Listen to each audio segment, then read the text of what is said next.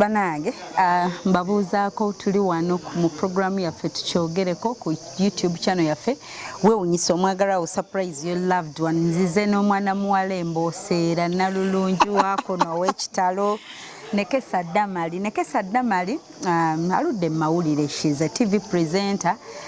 Mumanyiko ebitonotono simumanyi nnyo naye nga nakolako naye Damali ku Star TV era nga y'omu kumbooko za Star TV y'omu UBC y'omu kwabo kane ngamba katujje tubenga mumulabye Damali wano wali naye ne ngamba kandete Damali ono tulabe tuyiteko ko mu bulamu bwe yayingira atya amawulire who connected hachajja kitya yakimanya atya ne yezuulamu ekyo ate Damali ono era gwe ngenda okuba ngambalaga agenda beeyanjulirako bulungi naye nze mumanyi nga Nekesa Damali yajja bagamba ebirala ate ngera tugenda kuba mumulabanga wano agenda kubeera nga co-presenter munnange mu nnaku ezimu wano ku channel yaffe bingi bye mugenda okumanya ebipya bingi nnyo tugenda babuuliranga programs zaffe bwe zigenda otambulanga.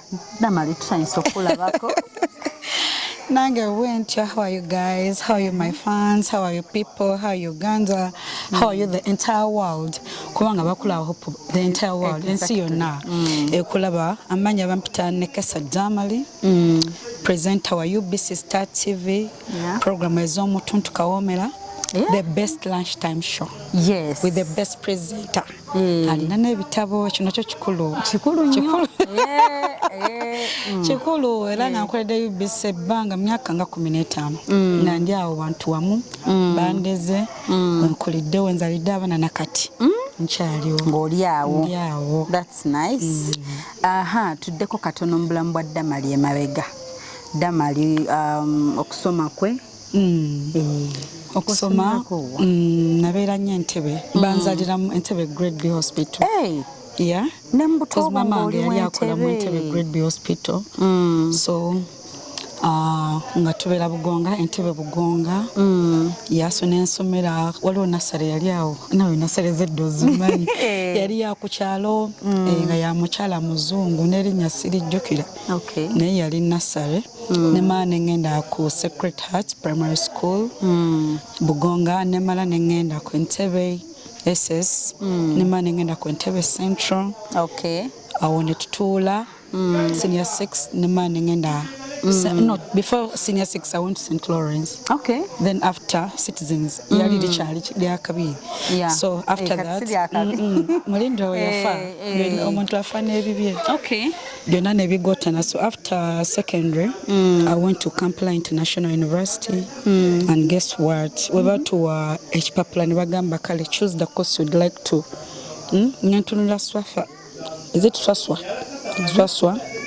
Social Works and Administration, nentunulya ne Mass Communication, and I chose Mass Communication.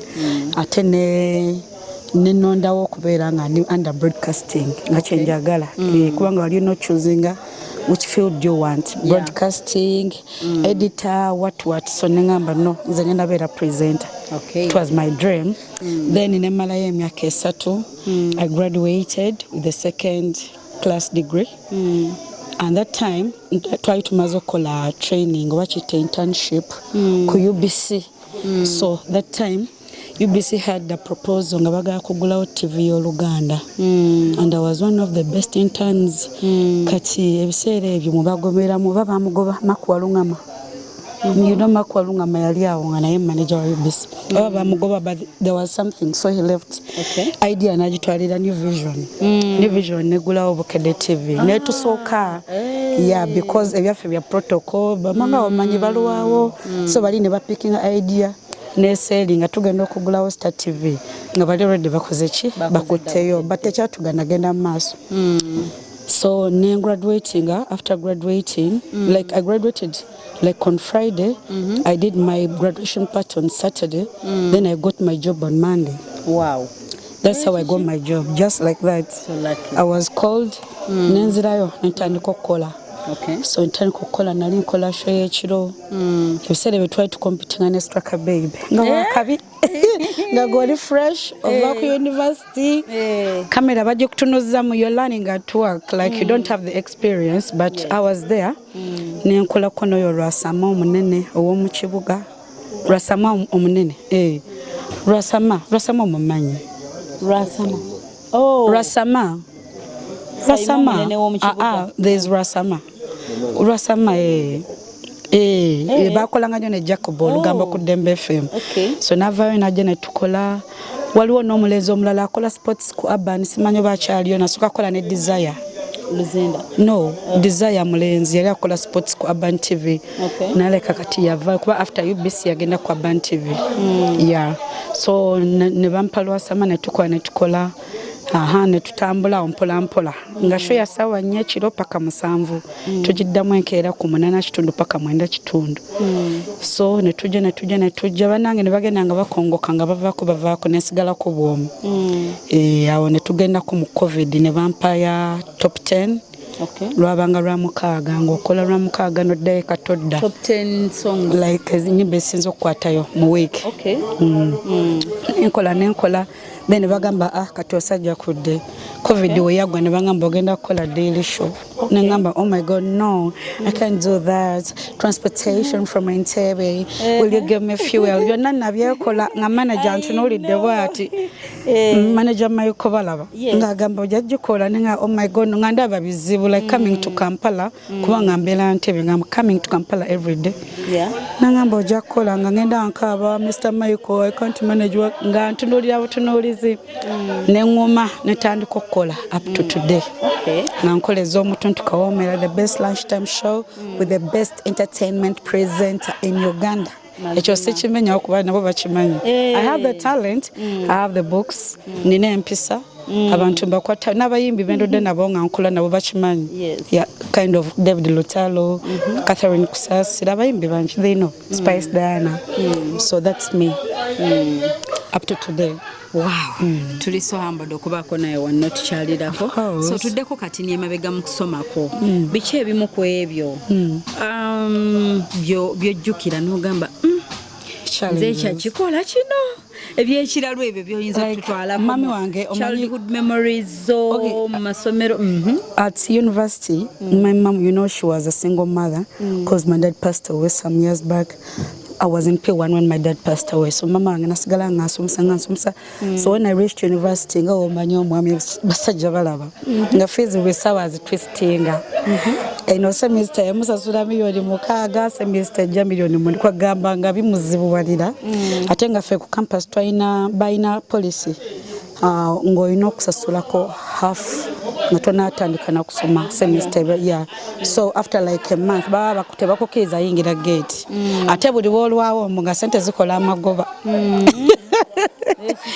zabakubanja zekubamu nezidabolinga but every time I could go back ngamba naye mami no semester katoyagalera ntule nfune dedya ngenda kulya obutobwe message nfe nga I want to scare her ngambera mu corridor y'ennyumba nga atunula butunuzi bwati kana ye mwana gwe bichi naye there was a lot of pressure because center zabanga nyingi netago hostel nungi wembera safe netago kulya the courseworks buli kimunga kyetaga center and being a single mom and the money was a lot but I'd like to thank her wherever she is may her soul rest in peace she did her best okula nti soma course yange ninjemala and she made sure she gives me the best graduation party at our home it was like a wedding people can witness abantu bebugonga they can witness I had the best party nagenda okula party yange my mama has cleared everything.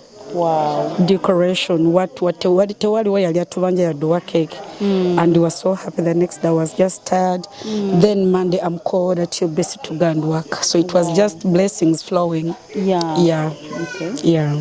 Okate masomero biki ebyo towalina ddalu kubanga kulabango naina ddalu I loved music right from primary 1 ngambera ko moyo choir ya church kubanga twalisabira mu church y'abakatoliki nembera ko choir mistress nganze nkola bino ebintu bitinga mwenu mukola che nga muyimba I loved music ngamanya okugenda ko maso wali nga teacher taliwo like in P6 then I rap for them Olimba Rashagi was me ngera bamanyi nga I don't remember the phrases. I don't know.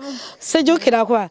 And she called me red hard and creeping with that girl next door. I used to rap that song from the beginning. Okay. So there could be like drumming the disc do do do do do.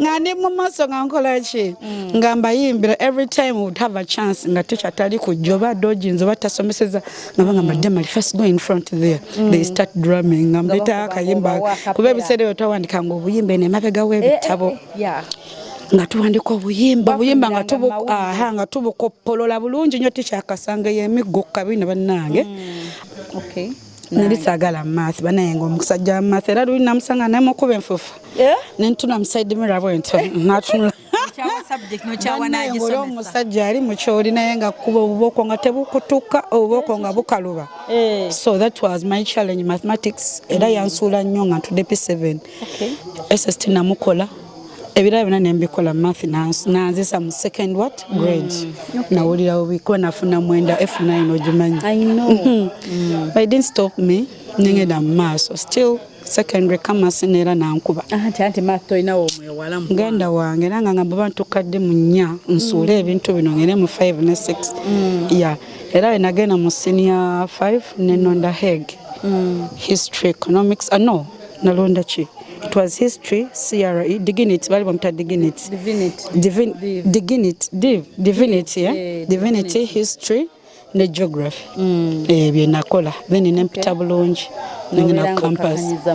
Ngana musule sagabi stress kuva buto. Literature in English. Literature in English. Okay. Katuvudde mu kusoma ko watulaze dda wano wonna mawulire mpaka wozze n'ofuuka Damali ono gwe balaba. If you're given a chance nti Damali tukuzaayo mu myaka egyo 18 25 is there anything kiwandyagadde okukyusa n'ogamba kino nkyejjusa singa ndi wakuddako mabega nniza okukywenjenga kino kyenyiza okyusaamu senga mukama mpadde omukisa nti nzireyo I would choose a marriage partner wisely.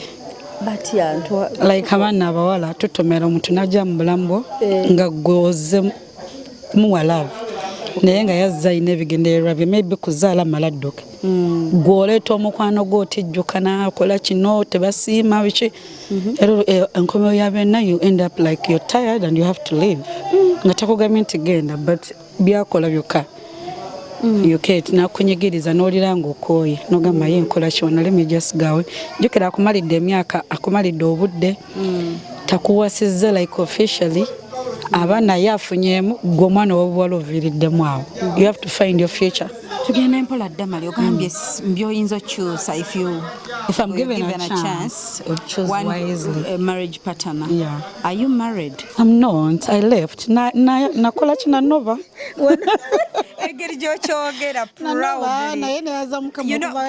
proud munobi era abaana bamwe nawe nagamba batumiddeko wabanga ola marriage tetambula nga bw'oja expecting I just leave nze natambulanga bitundu byekyama omusajja akunyiza n'omusala tomayina kikulinya naye obusungu buba bungi nga wasirikasirika dda oyinga apunga okikoze ne bagamba gwe osobola okukola ekintu kino ne bakusiba n'abaana bo ne babeerawo nga tubakuziza oli mu kkomera because of amaani batabani bafalawo bazibu beekyusa ate obanga ku musajja nga tava ku maama we kuba nabo batwekokkola baboy child bazibu just olusi baabagala kalubyambeera katutwale empola mu marriage yokko if you're okay to share tutwaleko mpola kubanga okitandikidde eri omuntu atudde awo ajja kwebuuza. It is the biggest mistake I've ever made in my life. It has messed me up, but I thank God I'm coming up. Partner wono omufuna otya amufuna mu ssomero nti is you? No, I first started working.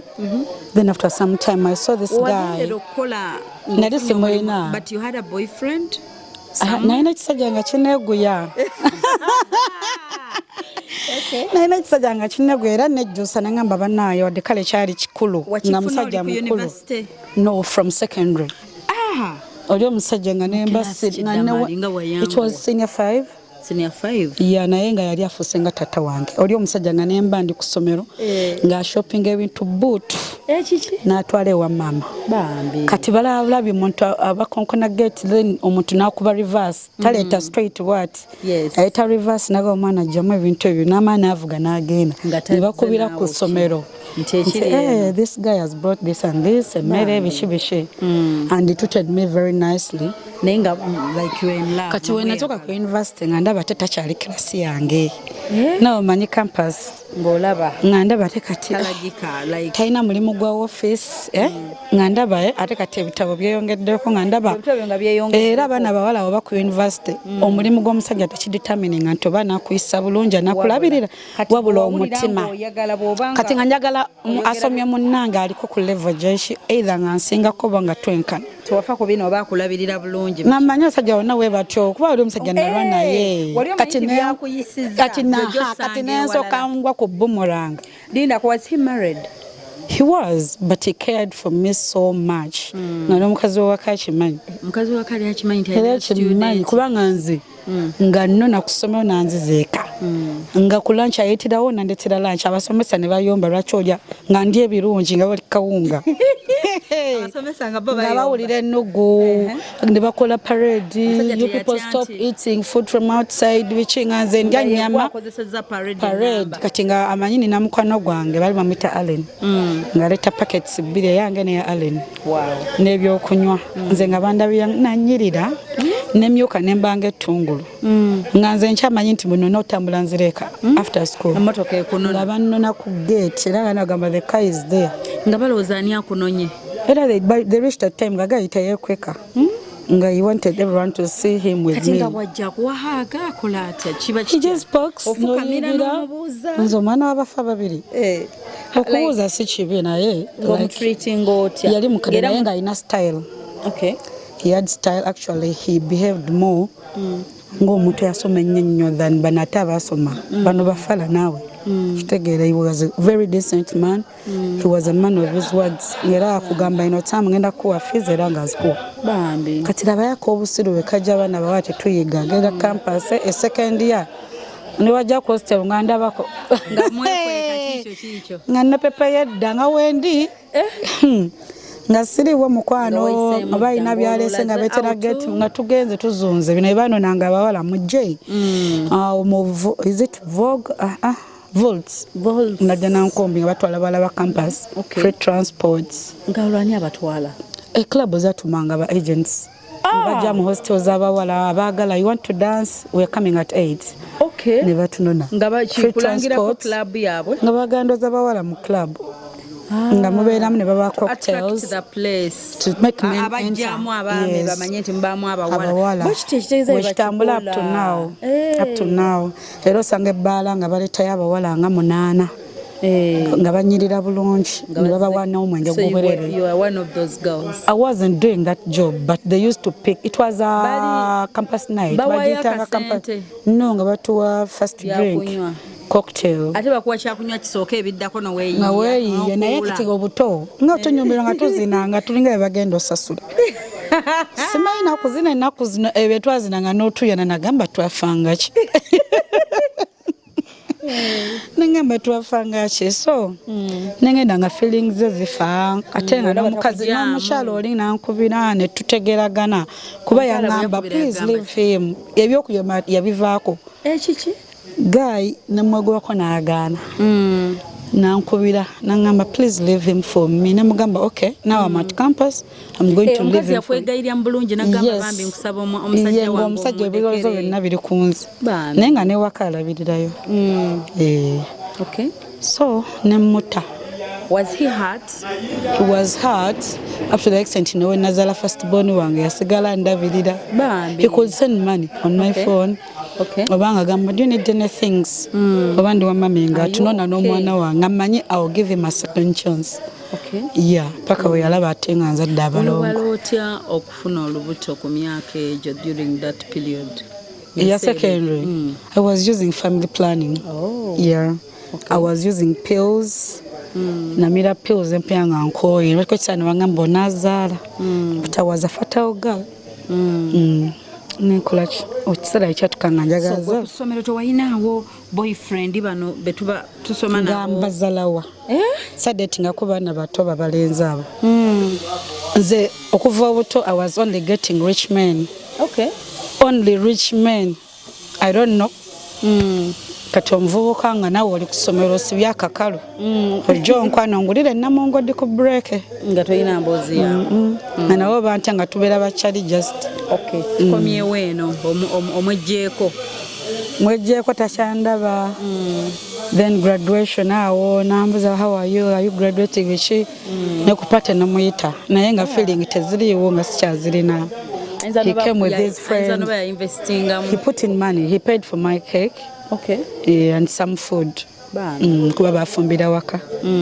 Yeah, and some food. Then he gave me a gift. Like he was a good person. No, was a friend. Nemane mupaluka ko even ngataone ngenda ku TV.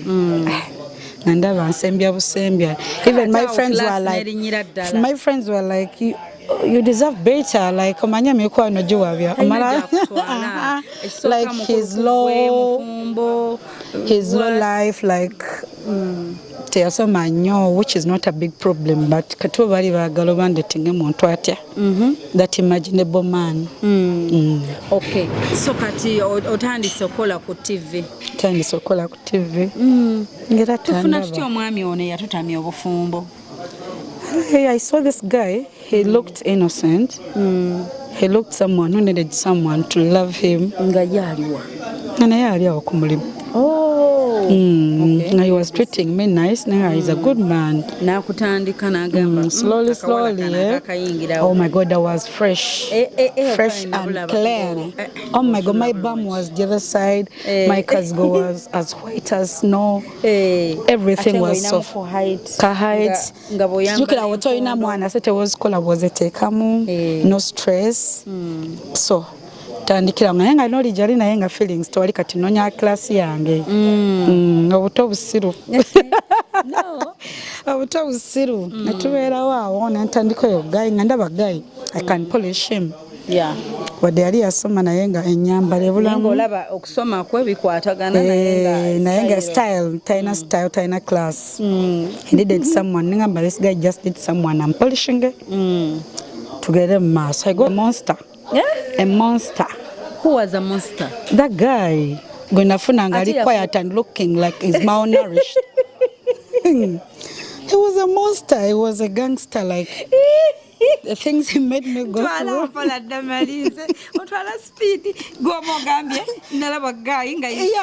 Kungulu. He's a monster.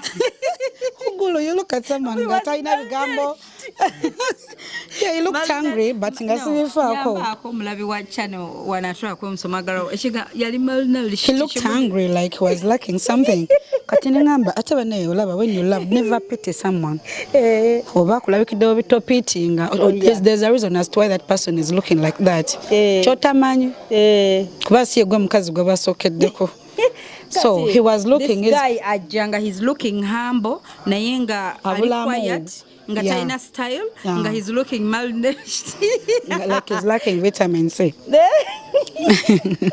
I'm telling you what I saw. Okay. Mulino gambo otya. I think I can make this guy. He even cares about me at work. What? Like protecting me at work. Maybe I said to a camera person, Matia. Ngari very stubborn. Matia yafa. Awumulemirembe yali manager wa Zari the boss lady. So najao Zari the boss lady. Yali manager nga Zari yayimbira. Yali manager. So he was a camera person ku UBC. Ngaba mugambo mwana mtekeyo long shot. Long shot eno kubanga bakulaba okuva ku mutwe paka once. Wide shot.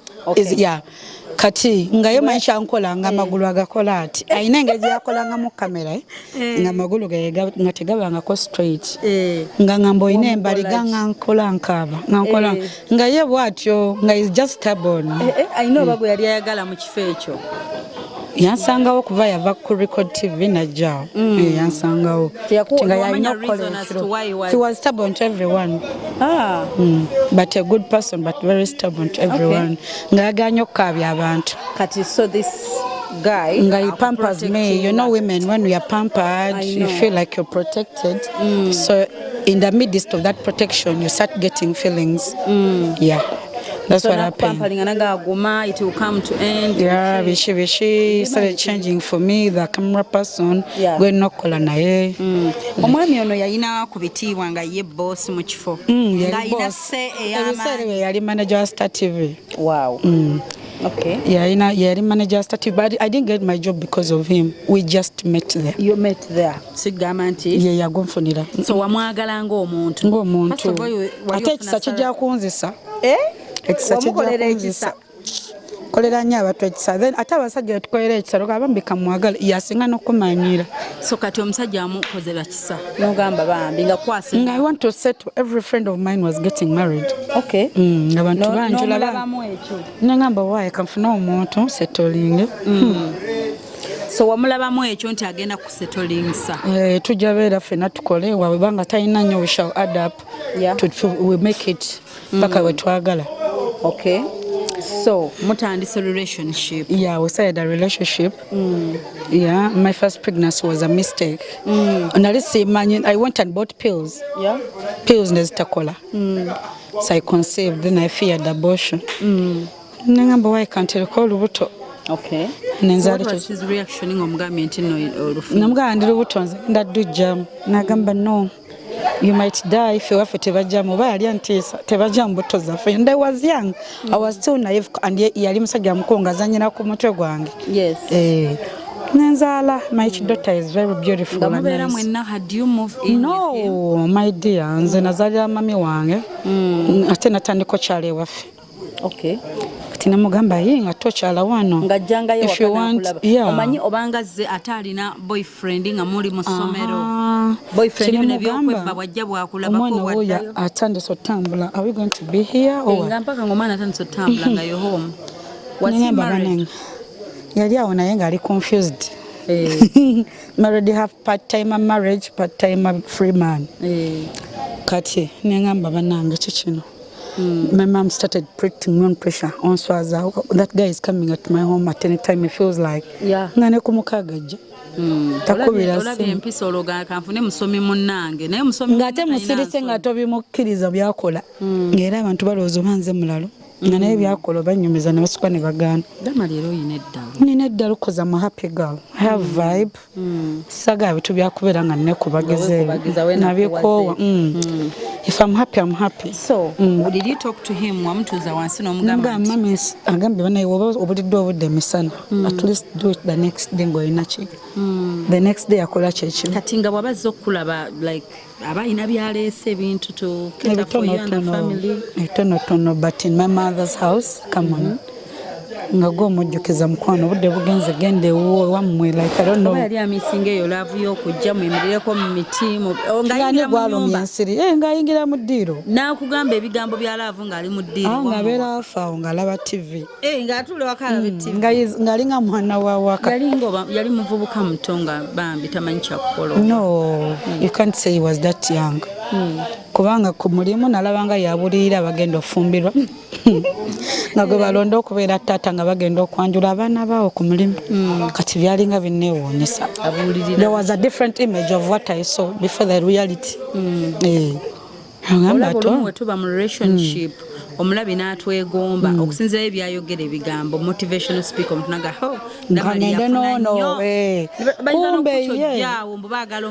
kumbe ye ate byakola byababulirira si byakola newaka akola birala.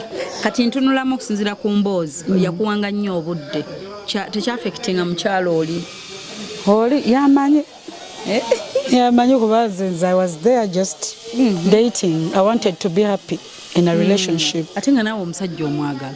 Yeah, but red flags zatankovaayo obutanzija waka nga tonzaddemu.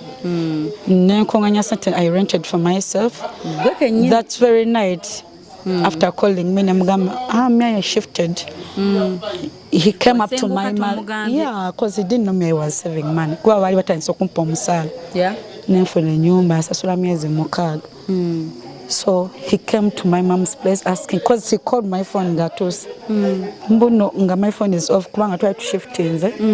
Nga nze simu njejeko twebase tukoye sawa nganya. Nagende wa mama ngedde mali mukubira. Simu teliko. Mama namugamba nange simaji ya shift gide sinda moskola ki. Mukyalira naye asenguserero nagamba ngambye. Kama namutunulira ko machamba nakaza kesimu nga mama nkubira no yazza kunoonyeza wano. Naye jokiranga ebbanga yonna badde alemeddwa okunzijawo, but the day I've shifted he's looking for my home. So that was the first red flag. Yeah. Talina nsonyi. Ate wano mu bantu yefuula ensonyi. Oyogedde naye olwo omukubidde omugambye. Ankubidde mulagiridde azze. Kati nali manyi tuzadde buzazi mwana then agende. Okay. Because the fact that tanzije waka. Ate nga n'omwana mama ayagala beera naye tamumpa.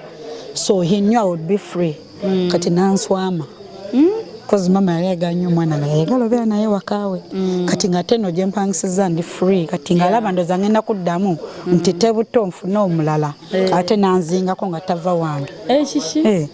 Kati mama ne mugamba ono tava wange, I don't know what is happening. Nagamba oyo ogenda langa aleta ngoye. Era kyekyaliwo. Ne mugamba manyi taata gatale kasasula rent. N'ez'okulya ziteeke waawe. Yes. Sebo ng'ajja nga like teyeetuma. Byo shopping mu fridge byalya bishi nagenda. Namba inaku zamu nagenda. Rent natuka no sasonga but if he's really moving in with me, atali kukola responsibilities is. Awo natandika. So, nayogerako naye nakyusaamu.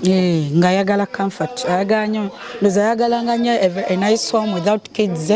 Awantu wawummulirako. Anti oteekamu ssente. Namala kukunyiiga. Najja ne nnyiiga ngamba nsasulanga rent. Obanga oli nannyinimu oba toli nvaako. Alokatandika osasula. Was he sorry? Wayogera naye? He's never been sorry. Ye tabiraba nti. Tabiraba nti no bibi. Ate ye tasobya. Ye abeera ng'alaba buli kyakkola kiri fine. Kati so wabimugamba n'akyusaamuko mu mbeera nga talina we out. Mutambuza relationship.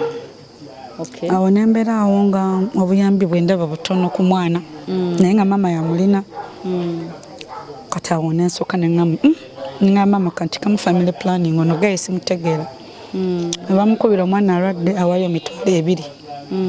My mom could call nangamba n'omusajja ng'amanyira emitwalo 2 gikola ki ku mwana omulwadde obanga aweza twagala kubba ssente ze. Nga my mom tops up money for that man's kid ajjanjabwe. Ne tusirika kati awo omwana ndowooza atuuka 5 years. Ndowooza oba ani yamutapinga nangamba gwolinda kyokuzza kuki alinga gwe baaza okusa mu tulo. Natandika obanja omwana addako kumukumu agende ewaffe andeka eno ku mulimu. Ate ye n'agenda ewaffe gye banzaala. Ate nga tweyisinganyiza ne twebuuza nako. N'agenda ewange ewaffe ewa mama wange. Taŋŋamye nti ŋŋenda wammwe. Kati ng'agendayo kukola ki? Nganya okuzza ku mwana. Ngagenze kulopa nti oganya okuzza ku mwana. Okuzza ku mwana mira pills. Mwana wange ng'atumula wati n'alaba nnaani. Sigumusa ebiri nambagamba ate yakava wano yakampita kati atuusedde entebe. Omusajja nga bagamba yanguwa okomewo kati ate mba nkomawo ate naye nalinnya nadde. Oba is a cycle. Tiwe cycle. Olina kikyamu ku mutwe.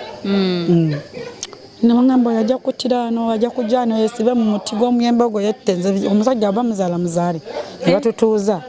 Tukola meeting azaala mu muntu omu okakkana ngamba kale.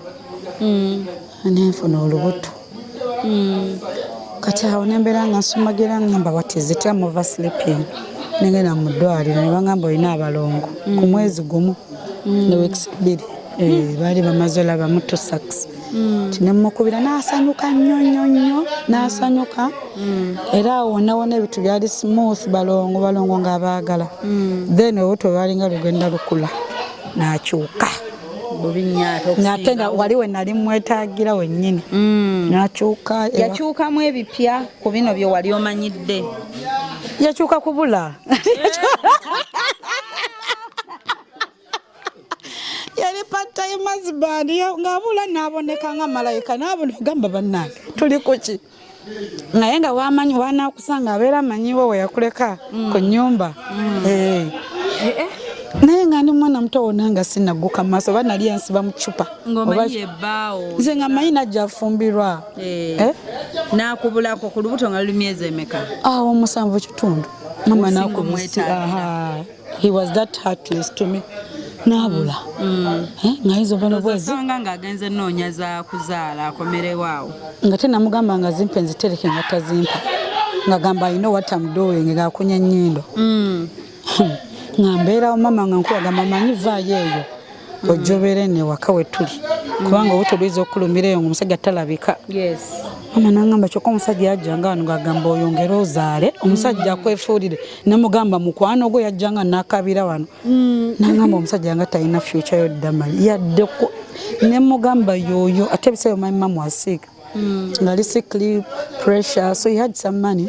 Nandabirira. Natuka kiseera oyo ayinamu miliyoni emeka mu nnyumba. Kati sente ne ziggwawo. Bambi. Kati sente ze zaggwawo. Nga mulwadde mujjanjaba nzijanjaba. Nga tuyinza obeerawo nagadde mali genda kuddukko. Nange namugamba mama gwoba ogenda. Nga ffenna tetwesobola. Bambi. Because she had pressure.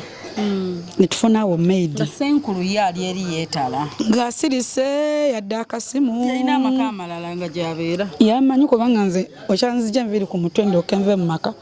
Bwe nakubira n'omukyala mama bali abaana abakulu. Nanga mmanze yonna n'obadda naye nga bakinkweka. Ngobadde tokimanyi? Nga bakinkweka famire ye bonna. Omukyala teyakubirangako kunyega. Teyamulwanira nako. Yadde okugamba nti otutta owange. Walinda balwanira omusajja wabeeranga ku. Yadde simu sijja muwayiriza. Naye nangamba that is why omukyala oli teyayombako yadde. Ngono gayaza okusetolinga nange. Namugamba personally face to face ngamba oyina empisa that's why teri akulwanira. Ngomanyi okuba n'omusajja emyaka egyo nga teri omusajja alina emyaka ng'emeka? Tagenda mu 7. Naye nga teri akuba kasimu kugamba nti nviira ku bba wange. Nengamba naye era oli loosi. Namugamba kwali wali wanyiiza ki namugamba oli loosi teri yadde eyankubirako nti nakkayanira. Bakumanya emize buli omu yakko. Nantunuulira bw'ati banaye nga nkooye.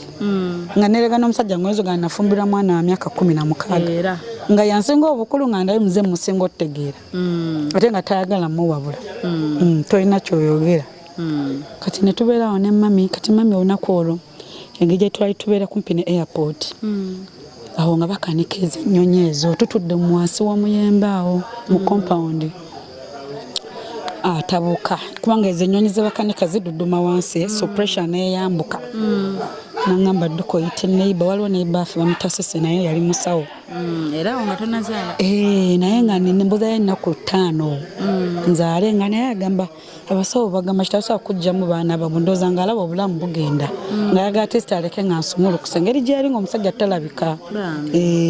Naye nga buli wengenda mu ddwaliro ekisubi baŋŋamba awe tunaabajjamu bateeka mu intensive care unit ogenda kuspendinga sente nnyingi nnyo gumikiriza ennaku 5 ziggweyo. Kati ennyonyi ekuba wansi omukazi atabuka mpita antisise bamukwatako ze mpulira ayiritira kumbe omukazi afa owulira era yafa tuli awo then ndabanga tebagala kuŋŋamba ne bamubikka then ne bayita abantu ne bamusitula ne bamuyingiza mu nnyumba. Nali ndayidde obutabikira musajja oyo naye nayina kamulamu kange ak'olugezigezi ne kamukubira. They had exchanged numbers nanyiiga naye nga sawa mugoba ku mulambo. That's very night lwe yaddamu okulabika nga ze kulaba maama alina ebirowoozo akulaba oli muzito ng'afudde nga ye ali ate abantu baagala bafu. Lwe yafa yajja bulungi ekiro namutunuulira nti neŋŋamba ani amubikidde. Sisita yange n'agamba mulamu we yamubikidde neŋŋamba lwaki mumubikidde mbaye njagala agenda obbiwulira nga n'okuzika kwaggwa kuba maama yafudde amunyiigidde. Okitegeera yamumanipulatinga. He used us by the way. He used my mom and he used me. He used my mom to convince me yafuna abaana amala to dumping. That's what he did and it's very wrong. Bamanyoli mukazi mukozi ojabba kati olaba sente lenzikola nalinga ndabirira baana naye nga ndi mu maka ga musajja. Nga make sure akunyigiriza gwoyongereko. Kitegeera so ne tuziika kati wayitawo ennaku 4 olwokutaano dokita nangamba olina nosula ero mu ddwaliro ogwe gwenkererako ku lw'omukaga nkulongoose nga siso atambula nga ntambulira ku muti nga omanyi olubuto lw'abalongo nga luzitowaaba naye nga muno mwonna nazimba nga ndi mulala nnyo nga naddugala nga ndi mubi nga nange nagamba omusawo okusookera ku nze longo sanzo okusoka kuba ngenda kufa mpulira obulamu bugenda nga bana bazitoba kuba nanywanga nnyo amata aganyogoga nga yoya ya kati ne tubeerawo ne mukwe ne mugamba tuleta ssente n'okulabika tolaika bukyangu oziika tuweereze ssente nze sisita nga akolaki antwale mu ddwaliro twali tuli awo ngendola nga ajja n'emmotoka nga nteekamu ne sisita nga tekamu ebintu nga tugenda kisubu enkeera nga n'alabika enkeera naye nga tankwasa kaashi nga ngamba kasita waali ajja basasula enkeera nadda ne tuva mu theatre nadda n'atulaba nga tuli fine n'asanyuka n'asitula abaana be n'agenda enkeera n'ajja n'alaba pre-bill nga the next day twali tulina okusasula tuve enkeera asasule tuve mu kimuddwaliro azituka ssaawa 4:05 jukira nkyalimu ensese nakafiirwa mami mu woodi abantu bafa bakuba emiranga twakaziika awo kuba yagamba munziika awo era ali awo Bugonga ne tumuziika awo Entebbe Bugonga kati neŋŋamba ono atajja nze mpulira nkooye ensese enzita olukiro abantu bafa bakuba emiranga tandika okukuba nga takwata omutima ne guntyemuka omukulu gwe twasigaza omutima ne guntyemuka neŋŋamba omusajja tanswaza mu maaso ga sisita nga kuba biri byonna yabikolanga nga sibanyumiza ab'ewaka nambikkirira omwami gwe nafuna nga saga abamanye na bintu bye kasasiro bajja kugamba what did you do to yourself kati neŋŋamba bannange nfudde onategeeza kimu omutima ne guntyemuka tuddamu n'enkuba paka inagamba sisita nga kubira kuyiha bwe yamukwata yamugamba yali tagirina namukwata namugamba nze siina ssente kiki eyagamba mbu I know what I'm doing wa namugamba nga leta mpolampola nze nzitereke nze saving ku account yange but before nali namugamba I'm saving for ebisadde bwebosipasi bwe bwaliko I'm saving to buy a car naye kati ojja netaga 3M ezirala zonna nziina netaga 3M ntopinge kuba sijja sobola baana nga siina mmotoka baana babiri biki ddwaliro biki nakunya nnyindo naye nga tasanyuse nenga he didn't buy the idea batwali awo mu sitting ye muntu abeera awo nga tayagala okulaakulane he does all his he puts on the effort alabe nti no oli wansi alinamu ogwo mu mutima kati neŋŋamba wenkuŋŋanyiza ziri esatu zezinamulema ajja kumpa kumbe yakiterese wano nti ninayo ssente wenzaala neerabirire kati nze nga naye naleeta omukwano naye banjuwa neŋŋamba sisita wange bannaaye ategeeza talina ssente yadde ebiri teyagituwa nandi awo n'abalongo nentunulira malayika za Katonda ziri nentunuulira omwana w'omulenzi nentunuulira omwana w'omuwala nzenna ndimu bansaze siswa atambula nga Katonda ategeeza ki kyokka ku mulimu ali biza bagamba ndi bulungi andabirira gabanga Human Resources yamugamba kati olina omulabirira kuba kati gwe mama gwe kimama afudde gwe mama gwe taali n'abagamba andabirira era ndi bulungi naye nga tamanyi nakyendiko ng'oli mu ddwaliro nga ndeseeyo nenga sisita nga genda ekojja ATM card ojjeko ssente namugamba ajjako 3.5 kubanga neeka gye tulaga era kirabika kati yeekwesa omusuubira okujja kirabika tugenda kwerabirira tinensasula kuba mu ddwaliro nsasula ba 2.5 netugendebwa eddagala libaali batuwandikidde netuligula netufuna motoka kaabu netutwala eka tubeera awo nempitamu eyo depression yonna nga sikyakuba nga ganzigwamu amaanyi ng'omuntu gwe nali neesize naye takyajja wa mami wange anjagazaki era kyeyakola myezi 3 gyayitawo nalyoka alabikako ng'olagamba ki nali nkyalina wa mami nkyali wa mami abaana bavuddemu nange ngenda nziraziraokko kati naye mpa abaana mu ddiiro the twins babakwate neŋŋamba nzikanneebakemu kuba abanye abalongo osula otudde biki kati mma neebasemu omwana nzukusa anti zuukuka salongazze okutunula mu compound ninga ali awayimiridde nga n'amaanyi ganzigwamu tondaba eddalo nga n'agayomba sigalaba kubanza kye yategeeza wali mu ddwaliro saakitegeera tetwayomba tetwalwana we were fine ye yasaba nziremu nkole kisiga nti nze neetuma but he decided to do that mutune neŋŋamba nga omuntu yateeka nga yasiiwuusa okusinga ffe gye yaddukira kati yafuna yasiiwuuka n'akoggana paka we yadda najja nemuwa abaana bawo mu ddiiro twamumanyiire waffe akyalanga bw'ayagala n'asitula nze neŋŋenda sisita nga naga atokola ekyo omukolera amata biki kwanze nali mulese mu ddiiro nze ŋŋende nkola ebyange mu kisenge atagala mmutegekere namugamba ndeka omusajja biki bakole bamukolera kyayi ne bamutegekera nga omanyi omugenyi n'agenda ng'aleeseyo awo obuntu obutiniti n'otunula bwotyo he has never apologized era abantu abagamba he was coming to pay left to do what to pay then me I left to pay what the bill in the hospital era yagamba yetakikolangako okubeera mu ddwaliro emyezi 3 mpaka lwali and those doctors knew bali bandrecognize nti nonkola ku TV era they were operating me nga banyumeza byenkola ku show so okutta your shame I had to pay the money I coughed it kitegeera kati awo wenaddayo eka nenkubira sister nagamba kyogamba takuwekedde yadde ekinaana emugamba tewali yadde ebiri nagamba nabo bennyini byakola bibasobera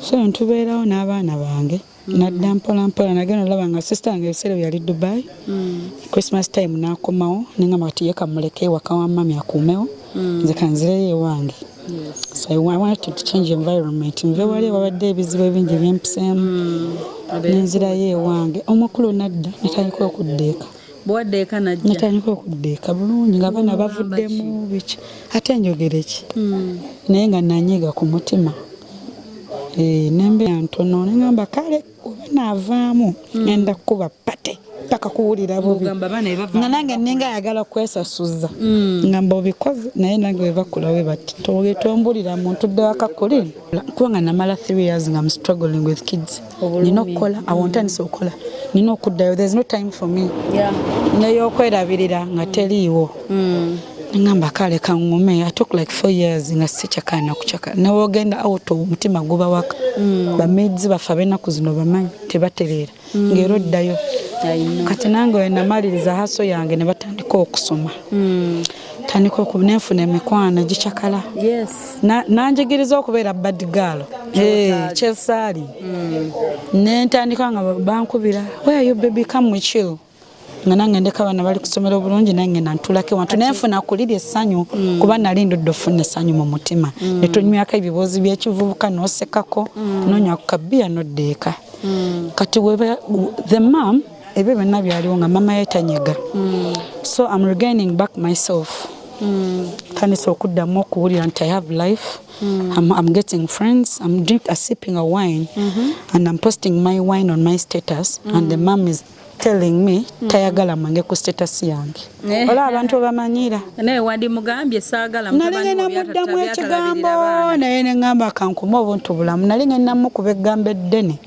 ate nze nandi muwala budde bubi nnyo maama alaba status zo yali aziraba namudeliitinga wayogerako ne maama bino bwe byaliwo nga naye bwajja n'aloopa ennyo nagamba laba ono omusakazi pesa mu bizibu byonna bimanyi mutabani we byazaakola kyokka mpostinze kagirasi ka wine she's telling me what to do namugamba sorry mami enkeera nateko kuwalaji bia bishi byonna byali ku meza nembiteekayo yawulira ngaafa ng'akubulya ebyale mubulirira mutabani ebyamulema ate yo family bo balooza eva bibatuufu omuntu omulala tebaloza basoma nnyo omulala teyasoma bo tebasobya musobya ate baddiini nnyo eddiini ey'obukukuse ey'ekisirusiru toyagala nsibe enviiri why you tell me to cut my hair baki mbu bano abaprotestant abalokole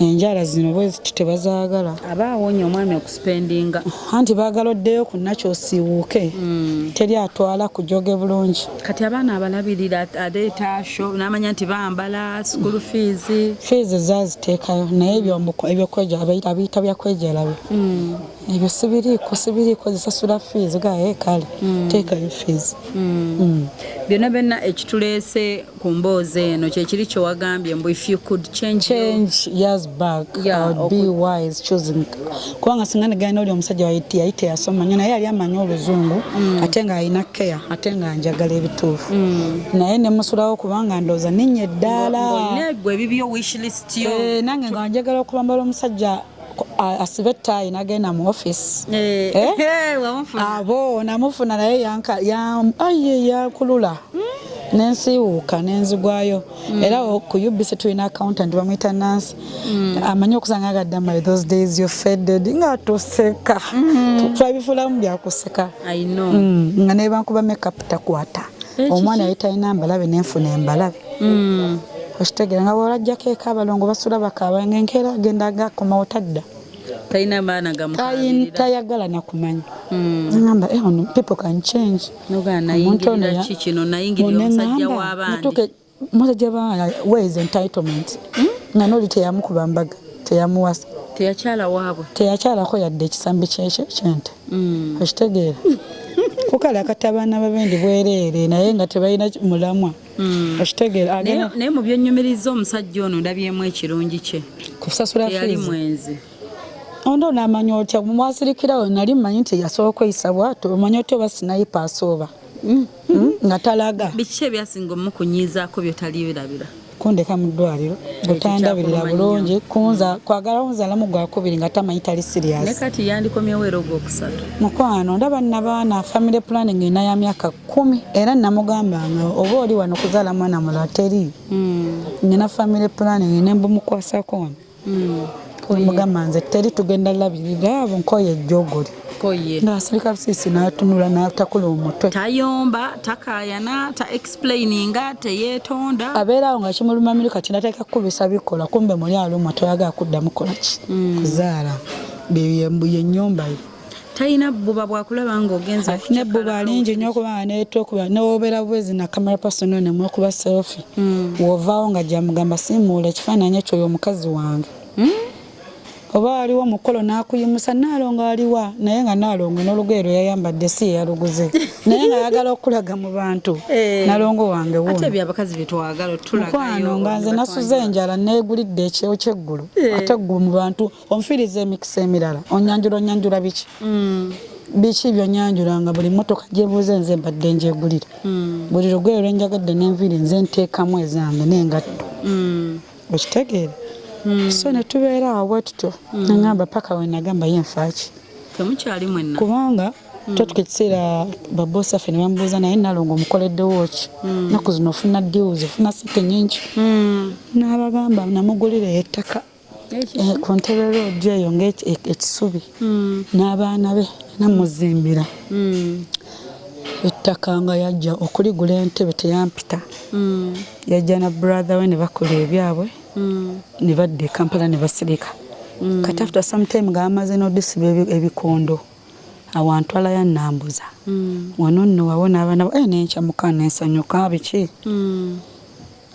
kati naye nemala nentuleka neŋŋambe naye papula nga sizirabiiko nga baziisawo taziri waabwe buloba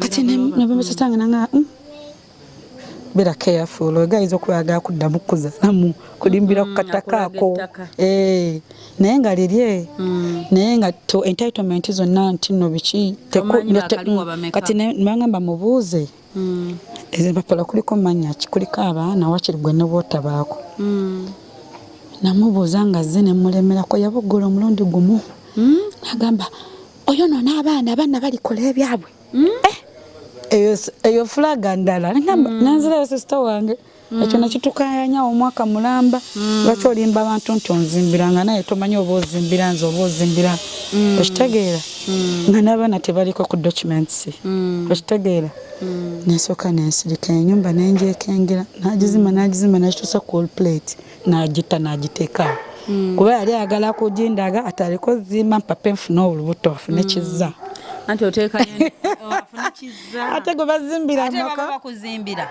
seminti lwabuze oleeta n'ezizo ebyo tebindya nze saakulira ku muzigo we had a house so kusimanya experience ya muzigo era emizigo ngirabidde ku ye and it has been very hard for me to cope up having a neighbor mulwanira waya abaana beekubye saabimanyira ate we gujja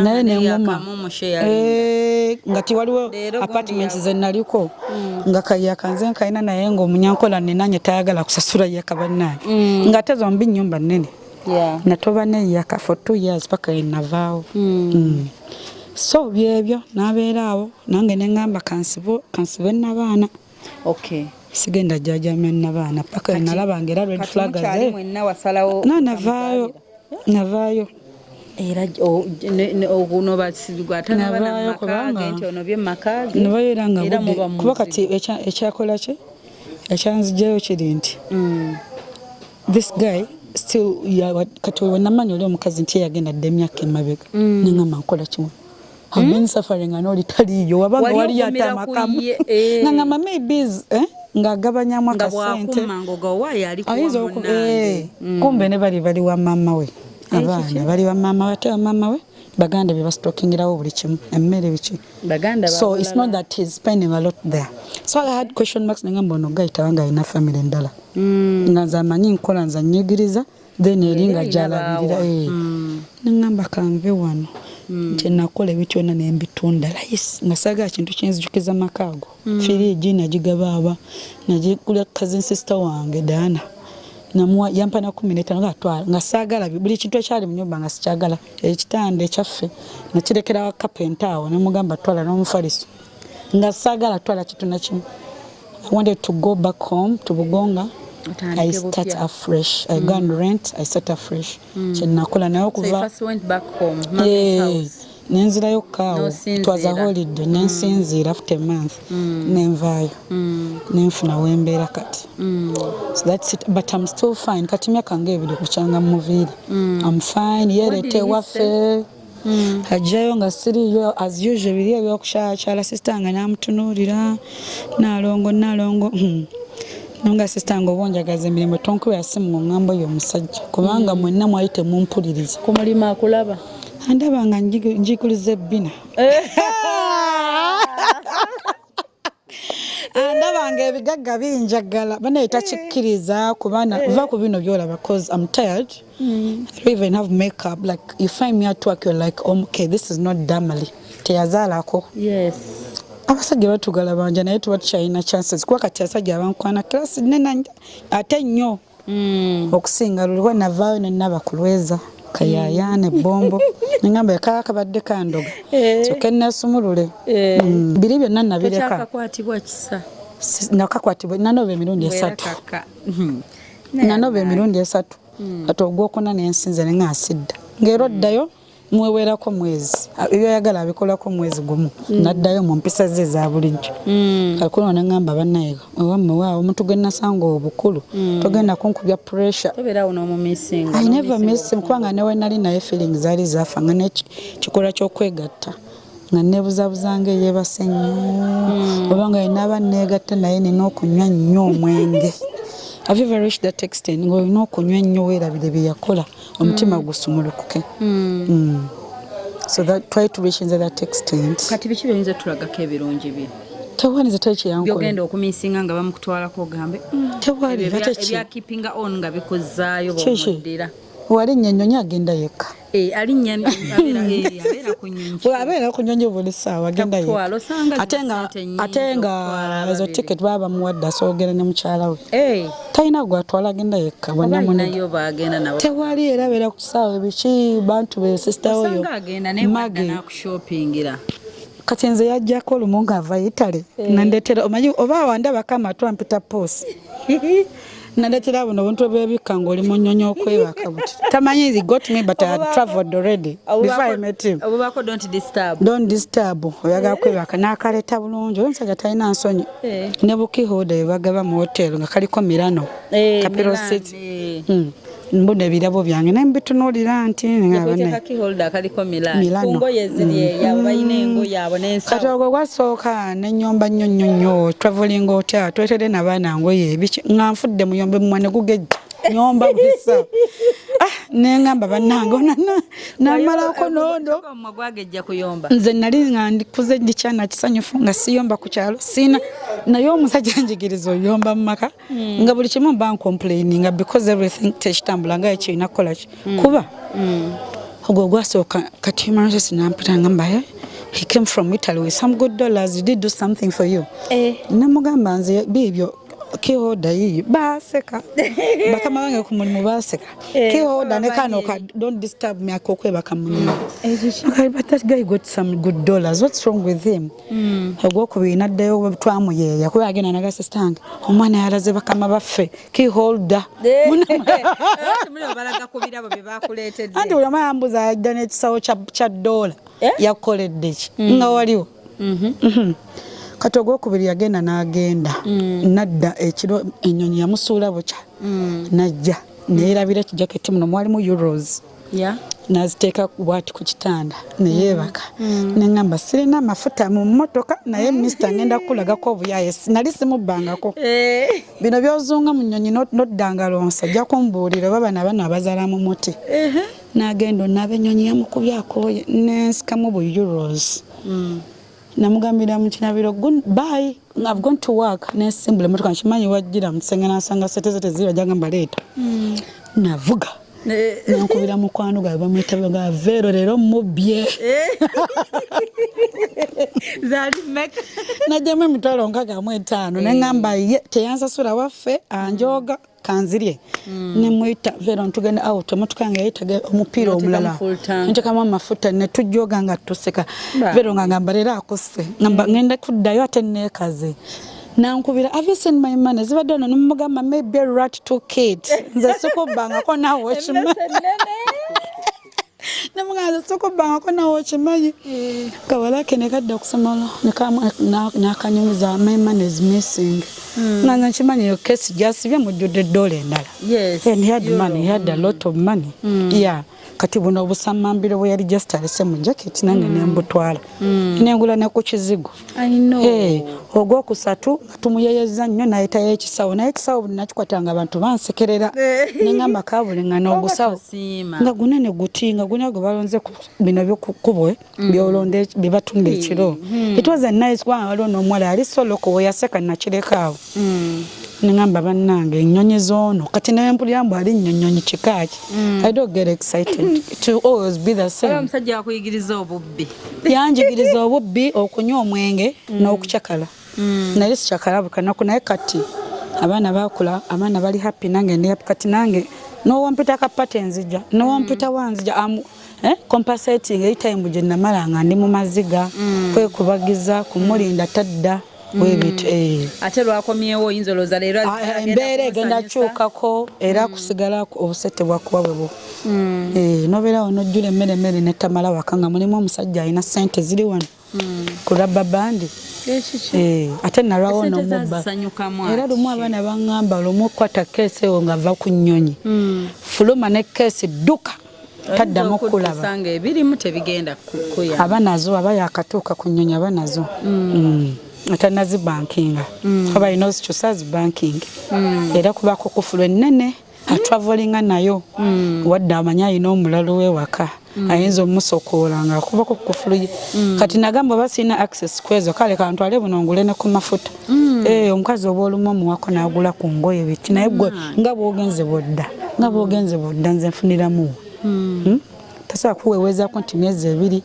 akuwadde obukadde 3 genda ogule ku ngatto tekisoboka kugamba yalimu obukodo nengamba nkola kyo besikale ekyasinga obbawula empisa zembi ziri awo akodowala n'emmere nga wakujjukiza tulina okulya te ngaokuba simu zakugira ku simu nengamba bannaye kyekyo kino kitegeera tulina omukubira tulina okulya ali waabwe atudde alinayo ekisenge abeera waabwe waka maama we oba bambi azissa waka engeri gyali nti gyasinga ate baba yagaana omwekutulako omusajja omukulu yagaana okuva ewa maama we yagaana okusetolinga n'omukazi yenna wabula ali mu bya part time abakazi aba abakyalira abakyali abusawa n'amala n'addayo eka amakanda agasiba wake wa maama wali wawulirira emirembe mukwano era namugamba njagala ofunayo omukazi nga nkuviiridde mutunuulire nyinza okuba akakule ne mugamba otomedde tata mukwana newayanjula nemutandika okuba amasimu kyenjogerako nkimanyi nze sagendawo nga nnonya bugagga nagenda kufumbirwa to making a life good we live happily naye yandaga nti nakyo takiriiko so oyagala musajja wo mwezimbe babiri n'abagagga baaliwo nabaleka you wanted someone to claim you nti no omukyala wange n'omwami obuki mu public yakikolanga naye ng'era ewaka ebintu birala ebintu birala mukko era nga ne ku mulimu babawa retreats toba ne bagamba Serena babeereyo weeks 2 naye mukama waffe ayinza okugamba ate nga ono takuleese nga bali awo ku Serena buli kimu nga kiri ku UBC Rome basasudde everything like a retreat bafunemu ka retreat bawummulemu ebyokulya bwereere naye nga tasobola kugamba Damali get your bag naye nga ate akulemesa abasajja bakola ki okutwala okitegeera kugamba tubeere ffenna bwendaba nga taliko ne struggling nfuna omulala oyo n'amulemesa n'agenda n'osigala ng'olanga n'emyaka bwe gitambula all in all oba amuwa bubaka oyinza muwa bubaka ki nga mwagaliza birungi ki bannaaye I don't want to pretend nze nkwagaliza bibi walayi wammalira obudde wanfuulinga you fooled my mom you fooled me you fooled my entire family you were always the one in wrong naye nga lwakuba me I was a loud girl nga mumanyi nti njogerayogera oba ki so you wanted to use that advantage nti nze mulalu naye nga ate naye akimanyi bulungi bwe yakolanga era used to complain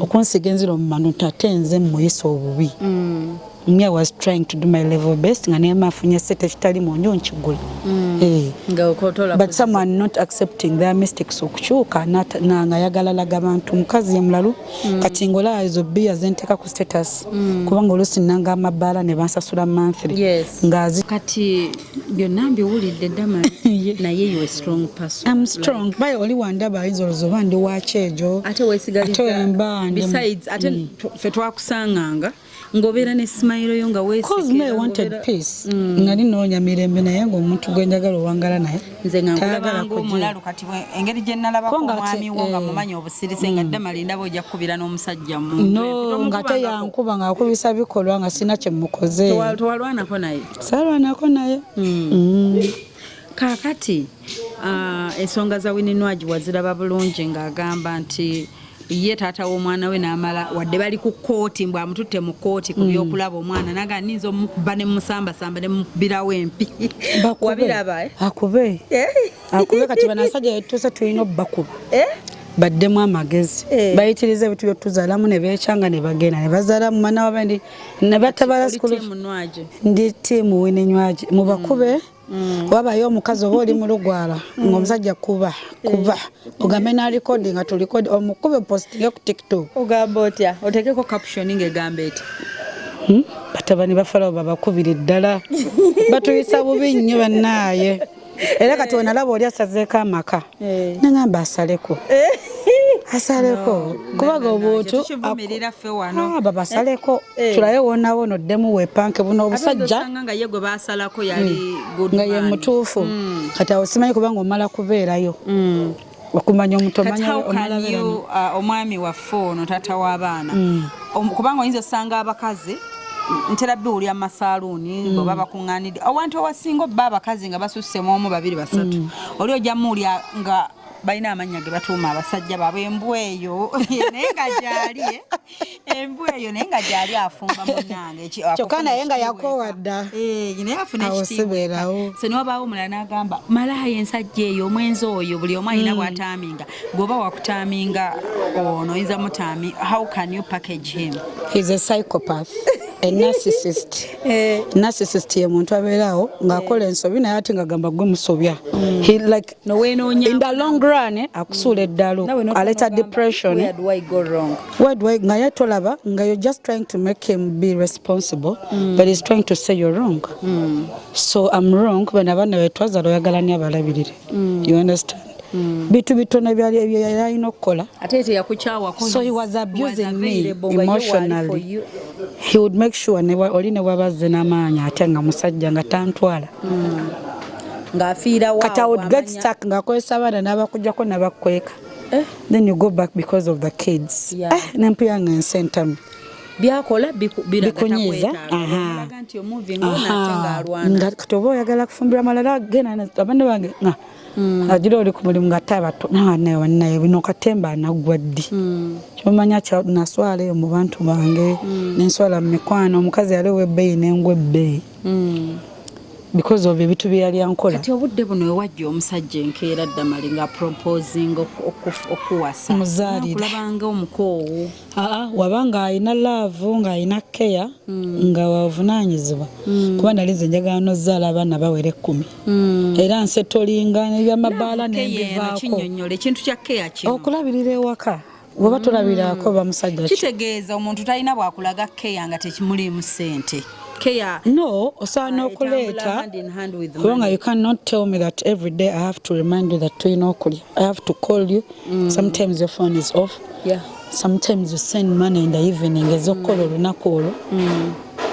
Would you prefer omusajja waliyo abakyala ng'omwami aprovidinga buli kimu akimanyi mukyala we alina osiba human hair akimanyi mukazi we balina omukuuta ku kigere akola ku nviiri akimanyi mukazi we afuna ku masaagi naye ng'omusajja ayendeguza.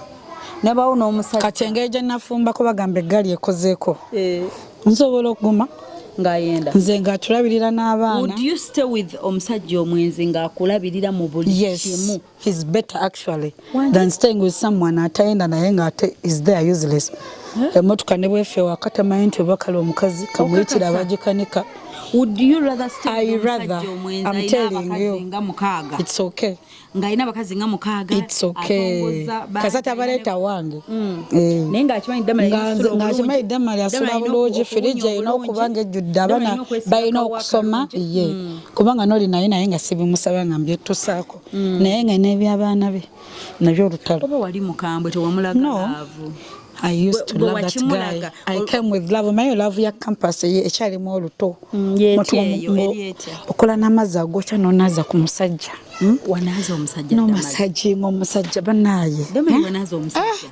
Naye olaba teri magoba teri kidda. Omusajja n'omunaaza bulungi. Nemukuuta bulungi. I buy like these whatever boxers. I surprise him like vests, boxers. Ngambera onenda benga tunga let me take this for him. Ningamba naye nage olanga yetazza. Thank you. Nasanyuka olaba asanyuse naye nga yetazza. Teyetuma. Naye akunazaako nga nze ngasekiriza naaze kuba nze nali munaaza cause I wanted a clean man. Saga asajja bana abatanaaba waliwo abasajja bagenda mbinaabino n'atakuuta n'anaaba bitondotondo. Understand? Nga buliri wange mbwaze bulungi ng'ojja owunya enkwawa. Damali ndabikira n'okugamba omusajja nti nga mpulira owunya enkwawa. Ebimu osirika n'ogumiikiriza naye ng'owuli oyagala sesemu. Tugenda onaabe eddiyo n'ozigula. Weggwamu n'atunula era ddiyo n'ozireeta. Naye ng'alina wano seete naye nga tamanyi nti bagenda mu gundi ne bagula ddiyo. Oba oyogeza laavu yeekuluma. Ate laavu naye nawona dda omutima kubanga nze nawe naviirayo nali nga namukyawadda naye ng'omutima guwulira bubi like yanteeka mu bimesi. He messed up my future. Weetwala nti otuuse gy'olaga nga mmanyi nmaze tubeere n'oyo tukole ate nga naye abalabirala. So kati gwe wakolanga eno laavu yonna n'ogimulaga. Ngatuuka ekiseera nga ngamba contributing rent. Nemuwe esente gyali myezi 3 nimala nenkubira abiwaffe nengamba naye mwamula kino kijja kuba nali ngamba nyinza omujja ajinga nga it's okay. Ne bangamba kati mugambe ezo z'omuwa ogenda kwepangisiriza omuviiri teyaddamu zensaba naye nga maze omuwaako nga zinzijjako obuvunanyizibwa obunene nnyo eyo bwota. Kati nange kye nagamba n'omusajja ayinza okuba agenda azaalazaala kubanga sente UBC emwongeza deals azifuna enyonyi efuuse enyonyi akomawo n'engolo embeera tekyukako gwe asigala akunyigirawo wansi. Omusajja atalabirira kimwanguyiro zaalazaala. Kati nagamba abo abazaalazaalamu eyo wabanga abazaalazaalamu bamugjawa. Because at least nze wakolera wenkolera. I can go. I can. Have musanga wemaso somula nekweka eri sagana musinkana. Kati muyitako mutya. Muyitako wakola era mmanya ndi kati saa zino ayinza okusalira wano nenze nensalira eri. Nga mulamusako Ssalongo. Nze. Nekye nkwagaddeko gwe omuleka n'alaba abaana be wabaagalidde. Era mvuge emmotoka gamba imiriro ba mu mutinga eyo mu Ntebe Town nemba muleetera tamanyi wembeera era walimanyawo nga nvaawo ajja kukyala otamwe mukwano amayinja ganaabawo gamanyi amayinja ganaabawo kwa bati ndi mulalu naye tuze wange kabalaza ku shed mbwalinze nze nja mukuba amayinja ate talina gyagenda kundoopa era namugamba nemuganja kutematema wakira n'osalirawo dda n'ogamba ko ndali nasalawo dda naye nga the guts I know to do the action ogamba bijja kyukamu nga biri was nga bigetinga once waleta sente nyumba tajongerako gyazimba abaana bali benasangawo abakweka mama wetayagala bandabe nako yes I don't know kubanga maybe abantu bambuuza lwaki wagubako ku baana nembagamba tangamba nga nako agatta abaana bali buli obuwala busatu ne bano tubeere wamu. I've never said no naye newe yatwalanga abange wa mama we namanya nti nina byenshoppinze bibatwalira nga bali ate nalwawo kirealizinga nga bali abajjawo nga abatwala mu nganda ze tetayagala baana bali bandabe and I was there ngamba kati which family are we making after naye ngebbanga liise ngamba naye lwaki buli abaana bali babeera naye lwaki buli abaana nga babeera bagenzi owummula okulaba kujaja naye mbako byentwalayo nga bana bavaawo bagenze wa anti gundi bagenze ngamba do I look so evilish nti bana babankweka kale bantokyalinga nnyo psychologically ebiseera ebisinga omukyala bw'ayogera ku bintu byazayiseemu abantu babalooza love ye kuluma for example nga bw'olaba mukyala wa Jose Chameleone obadde obiraba ng'abipostinga about stuff byayitamu in her marriage people think love ye muluma obujja bwe bumuluma. I don't think oba owonye if you can sit and talk about it in public oba owonye doli nakabanga nengamba option for that guy bishibishe byango bimanyi wajjanga entebe naye kati nawona dda mutima gwaguma nemuvako nenesonyiwa amayumba ge geryanzimbira nemanya tsinayo kintu nogamanya you have to start afresh at this age so if you compare life olabanga you're much better nafuna emirembe emikisa gyeggula mukama alabirira kwanze sina kyo musaba ogamba yengo uwenga emikisa tegiri nga nsiraana olina bakusuubiza sente simanyi olina nga tazikuweereza ku mulimu bongeza abalala gwe tebakongeza. The guy used to blackmail me in all angles kati omanye nasoberwanga eka ne mu kibira ngamba kale omusajja oba eno tampisa bulungi kale aba ku mulimu balinga family bajja kumanyi bajawuliriza ebyange kati bino byennanga amabaala mbu Tilly's Bar nenkuba ebifaananyi by'emyenge gy'abantu nemulira ku status nengamba Tilly's Bar this is what is happening kati nga yabitwalira bakama baffe mulaba sente mwazimalira naye ng'ecupa z'abalaga ziri mu 1 point something kati nga nze ne musiro okukwata million emu n'ekitundu ngule ecupa eya blue label yes and I had explained it to him nemugamba these people paying me monthly nakkiriza ate bwattu bwe yakolanga wano mu maaso go ngakkiriza eri ng'agenda yogera nange tuwulidde emboozi yo but thanks for sharing. You share when you heal you share. Tetuli kunyumya bino nti tuli kuwaga nti oba blackmailing no omuntu ovaayo noyogera ku situation gye wayitamu maybe waliyo omuntu naye agiyitamu naye ng'ate ovaayo kola ki okwogera oba okuviira omuntu aba takwagala ng'omuviira kubanga ebyo byonna these actions speak louder than words because those are actions. Yes. Kati muri Damali gwe bootuula awo weewulira omanyi waliwo naffe tweblaming. I want to fall in love. You want to fall in love so bad.